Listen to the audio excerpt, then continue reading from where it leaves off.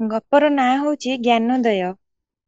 ବଜ୍ରଗିରିର ରାଜା ବଜ୍ରପାଳ ଥରେ ଚିନ୍ତା କରି ଠିକ୍ କଲେ ସେ ତାଙ୍କ ଦେଶରେ କେହି ଦୁଷ୍ଟ, ଅତ୍ୟାଚାରୀ, ଠକ ଇତ୍ୟାଦି ରହିବେ ନାହିଁ।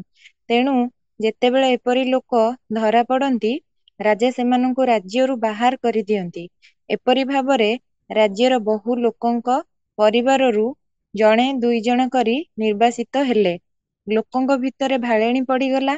ରାଜାଙ୍କର ଏହି ନିୟମ କିପରି ବଦଳାଇବେ ସେ ବିଷୟରେ ଆଲୋଚନା କରିବାକୁ କେତେକ ମୁଖିଆ ଲୋକ ଗୁପ୍ତରେ ଏକତ୍ରିତ ହେଲେ ଓ ଯୋଜନା ମଧ୍ୟ ପ୍ରସ୍ତୁତ କଲେ। ସେହି ଯୋଜନା ଅନୁସାରେ ସୀମାକ୍ଷେତ୍ର ନାମକ ଏକ ଜଙ୍ଗଲୀ ଗ୍ରାମ ପାଖକୁ ବରାବର ଅଭିଯୋଗ ଆସିଲା ଯେ ବାଘ ଇତ୍ୟାଦି ଭୟଙ୍କର ଜନ୍ତୁ ସବୁ ଆସି ଗ୍ରାମରେ ପଶି ଉପଦ୍ରବ କରୁଛନ୍ତି। ରାଜାଙ୍କ ପାଖକୁ ଖବର ଗଲା ଯେ ସେମାନେ ମଣିଷ ଖାଇଯାଉଛନ୍ତି।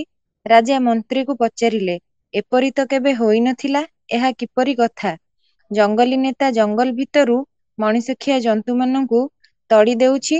ମନ୍ତ୍ରୀ କହିଲେ, ଏପରି ଜନ୍ତୁମାନଙ୍କୁ ଦଣ୍ଡ ଦେବାକୁ ହେବ ଓ ନିଜର ନିୟନ୍ତ୍ରଣରେ ରଖିବାକୁ ହେବ।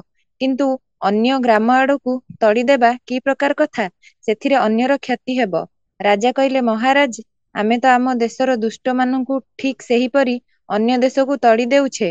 ମନ୍ତ୍ରୀ ଉତ୍ତର ଦେଲେ, ରାଜାଙ୍କର ଜ୍ଞାନୋଦୟ ହେଲା ଓ ସେ ନିଜର ନିୟମକୁ ବଦଳାଇ ଦେଲେ। ଏଇ ଗପଟିରେ ଯୋଉ କଥାଟା ସାରାଂଶ ହେଲା, ଦେଖନ୍ତୁ, ଆମେ ଯେତେବେଳେ କୌଣସି ଗୋଟେ ଯେକୌଣସି ଆମର ଦୁର୍ଗୁଣ ରହିଛି ତାକୁ ପୂର୍ଣ୍ଣ ରୂପରେ ରୂପାନ୍ତର ନ କରି ତାକୁ ଆମେ ଖାଲି ଏମିତି ସାଇଡ କରିଦେବା। ସେ ଯୋଉ ତାଙ୍କ ଗାଁରୁ ତାଙ୍କ ରାଜ୍ୟରୁ ଅନ୍ୟ ରାଜ୍ୟକୁ ବିତାଡ଼ିତ କରୁଥିଲେ, ତାହେଲେ ସେ ପ୍ରବୃତ୍ତି ର କିଛି ପରିବର୍ତ୍ତନ ହବ ନାହିଁ। ଆଉ ବିଶ୍ୱରେ ସେ ତ ରହିଲା ନା। ଆଉ ଆମେ ସମସ୍ତେ ପରସ୍ପର ସହିତ ସୂକ୍ଷ୍ମ ସ୍ତରରେ ସମ୍ପୃକ୍ତ ହେଇ ରହିଛନ୍ତି।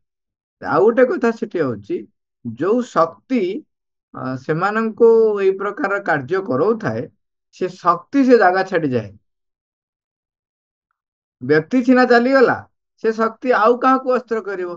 କାହିଁକି ନା ସେଇ ଯୋଉ ଯେ ପର୍ଯ୍ୟନ୍ତ ରୂପାନ୍ତରିତ ନ ହେଇଛି ସେ ପର୍ଯ୍ୟନ୍ତ ସେ ଶକ୍ତି ରହିବ। ଏକ।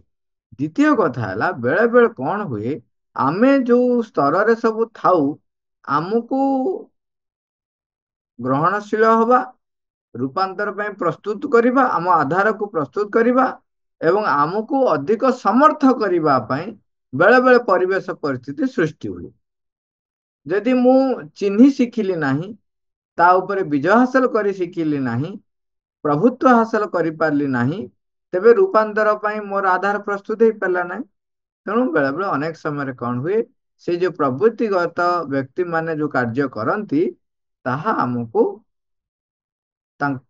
ସେଇ ଯୋଉ ନିମ୍ନ ଗତିବିଧି କୁ କିପରି ସମ୍ମୁଖୀନ ହବ, କିପରି ନିଜ ଭିତରେ ଯଦି ବି ସେ ଦୁର୍ବଳତାକୁ ଅନ୍ୟ ଏକ ରୂପରେ ଥାଏ ତା ଉପରେ କିପରି କିପରି ବିଜୟ ହାସଲ କରିବ, ସେଇ ଜିନିଷଟି ଆମକୁ ଶିଖିବାକୁ ପଡେ। ଯେଉଁଦିନ ଆମେ ସେଟା ଶିଖିଯିବା, ଯେଉଁ ସାମର୍ଥ୍ୟ ପ୍ରାପ୍ତ କରିବା, ତାପରେ ସେ ବ୍ୟକ୍ତି ଆଉ ସେଠି ରହିପାରିବ। ମୁଁ ଯେ ପର୍ଯ୍ୟନ୍ତ ନ ଠକିଛି ସେ ପର୍ଯ୍ୟନ୍ତ ମୋ ପାଖରେ ଠକ କେମିତି ରହିବ? ମୁଁ ଯଦି ତାର କଥାଟା ଆକ୍ଚୁଆଲି ଏମିତି, ଯଦି ମୁଁ ସବୁଆଡୁ ସତର୍କ ହେଇ ରହିଗଲି, ତେବେ ଚୋର ସେଠି ରହିବାକୁ ସ୍ଥାନ ପାଇବ ନାହିଁ। ଆଇଦର ସେ କଣ ହବ, ନିଜେ ତାର ପ୍ରବୃତ୍ତି ବଦଳେଇବ, କିମ୍ବା ସେ ନିଜେ ତାର ସେ ଜାଗାକୁ ପ୍ରତ୍ୟାଖ୍ୟାନ କରି ଚାଲିଯିବ।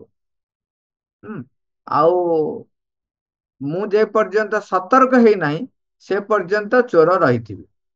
କାହିଁକି ନା ମୋଠୁ ଚୋରି କରି ନେବେ, ମତେ ସମର୍ଥ କରିବା ପାଇଁ ସେ ଶକ୍ତିଟି କଣ କରେ, ମୋ ଘରୁ ଚୋରି କରିବ ଏବଂ ମୁଁ କିପରି ଅଧିକରୁ ଅଧିକ ସତର୍କ ସଜାଗ ହେବି, ସେ ପର୍ଯ୍ୟନ୍ତ ସେ ପ୍ରବୃତ୍ତି ତାକୁ ଅସ୍ତ୍ର କରୁଥିବ।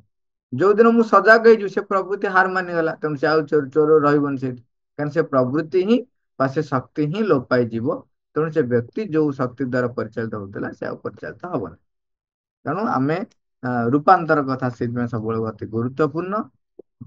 ତା ଉପରେ ଆମେ, ତେଣୁ ଯୋଉ ଆଗରୁ ଥିଲା, ଯୋଉ ଦମନ କରିବା, ତାକୁ ଦମନ କେବଳ ବାଟ ନୁହେଁ, ତାକୁ ରୂପାନ୍ତର ପାଇଁ ଉଚ୍ଚତର ଶକ୍ତି ସମ୍ମୁଖରେ ତାକୁ ଆଣିକି ଠିଆ କରିବା। ମା